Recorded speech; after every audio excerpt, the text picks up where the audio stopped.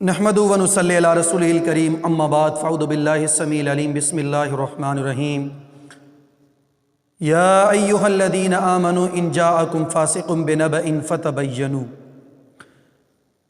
ایک ساتھی نے ہماری طرف ایک ویڈیو بھیجی ہے طارق مسعود صاحب کی، تو وہ اس ویڈیو میں کہتے ہیں کہ آج جو فرقہ واریت ہے لوگوں کے مابین، یعنی کہ جو فرقے بن رہے ہیں وہ چاروں ائمہ کو چھوڑنے کی وجہ سے یہ فرقے بن رہے ہیں۔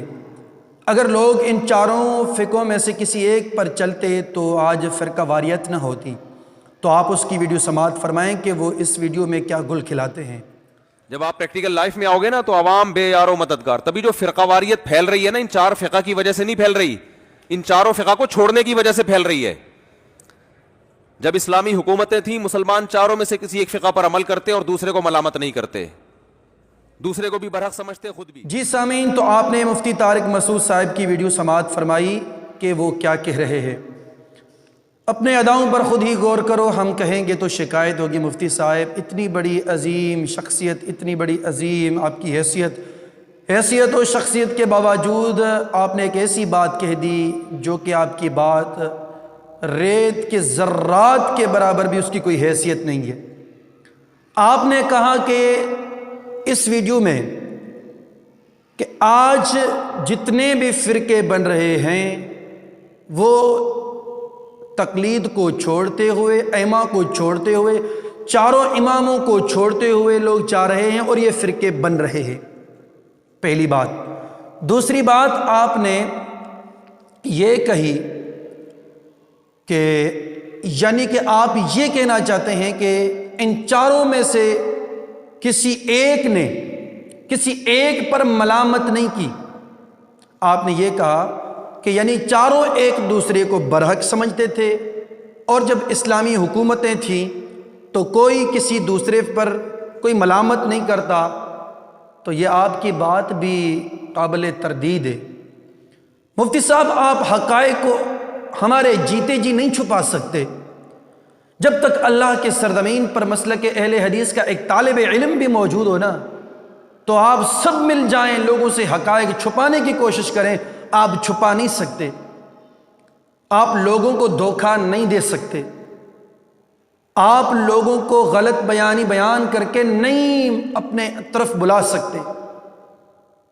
لوگوں آنکھیں کھولو، یہ دور ہے آنکھیں کھولنے کا۔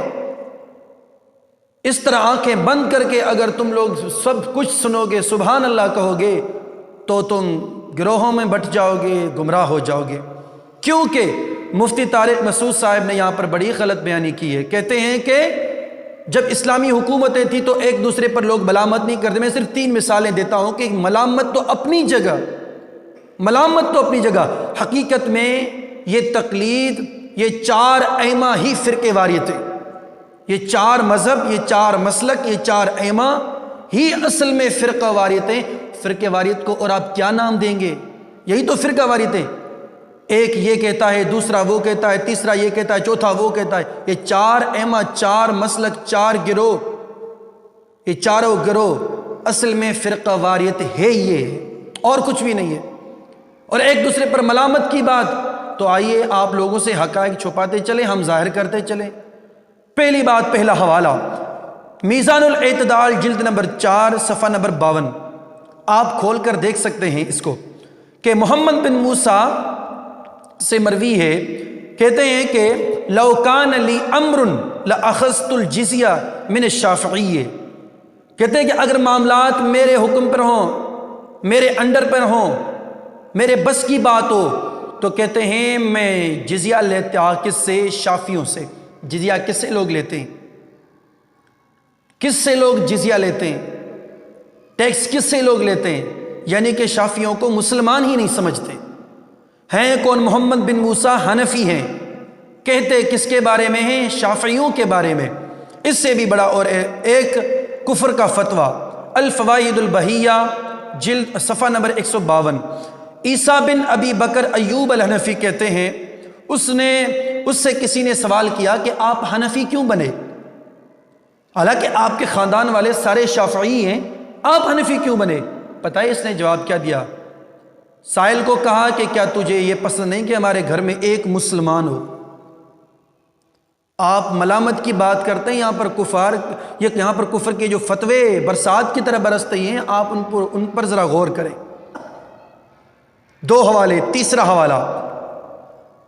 حوالہ در مختار جلد نمبر 2 صفحہ نمبر 90، اس میں ایک عبارت ہے آپ کی حنفیوں کی بڑی معتبر کتاب من انتقل الی مذہب الشافعی، کہتے ہیں کہ اگر کوئی حنفیوں سے پھر کر مذہب شافعی میں جائے تو اس کے لیے کیا حکم ہے؟ کہتے ہیں یعذر، اس پر تعزیر لگائی جائے گی، تعزیری حکم لگایا جائے گا۔ غور کریں، آپ ملامت کی بات کرتے ہیں لیکن آپ کے مسلک والے شافعیوں کو مسلمان ہی نہیں سمجھتے، تو مجھے بتائیے فرقے واریت ہوئی یا نہ ہوئی؟ ناظرین، سامعین، اللہ کے واسطے اپنی آنکھیں کھولیں، حقائق کو پہچانیں۔ دین اسلام صرف قرآن و سنت کا نام ہے۔ یہ 4 ائمہ، یہ چاروں اماموں کی تقلید یہ کوئی چیز نہیں ہے، اصل میں یہی فرقہ واریت ہے۔ اور رہی بات یہ، آج کل دیوبندی بڑے شد و مت سے مفتی طارق مسعود جیسے یہ کہتے ہیں کہ چاروں ائمہ حق پر، چاروں صحیح ہیں، چاروں درست ہیں۔ اللہ کے بندے، جب چاروں درست ہیں تو آپ حنفی شافعیوں کو مسلمان ہی تصور نہیں کرتے، کیوں؟ آپ ہمیں غلط کہتے ہو، حالانکہ ہم مسلمان تصور کرتے ہیں، ہم کوئی کسی پر فتویٰ نہیں لگاتے، لیکن آپ کے فتووں کو جب ہم پڑھتے ہیں تو ہم حیران ہو جاتے ہیں کہ کہتے لوگوں کو یہ ہو کہ 4 حق پر، اور یہ بھی کہتے ہو کہ اگر کوئی شافعی بن جائے تو اس سے ٹیکس لے لے، جزیہ لے لے، اگر کوئی شافعی بن جائے تو وہ مسلمان ہی نہیں ہے۔ یہ کیوں؟ تو آئیں حقائق کو دیکھیں، دلائل کو دیکھیں۔ مفتی طارق مسعود تصویر کے 2 رنگ ہیں، کبھی کس رنگ کو اپناتے ہیں تو کبھی کس رنگ کو اپناتے ہیں۔ آئیں قرآن و سنت کے براہین کو تھام لیں، اس پر چلیں۔ یہ ائمہ کی تقلید نہ تو جائز ہے، نہ تو یہ فرقے واریت سے خالی ہے، تو ہمیں چاہیے کہ ہم کتاب و سنت کو فالو کریں، اسی میں میری اور آپ سب کی کامیابی فلاحیت ہے۔ اللہ پاک مجھے آپ سب کو حق سچ سمجھنے کی توفیق عطا فرمائے۔ وآخر دعوانا ان الحمد للہ رب العالمین۔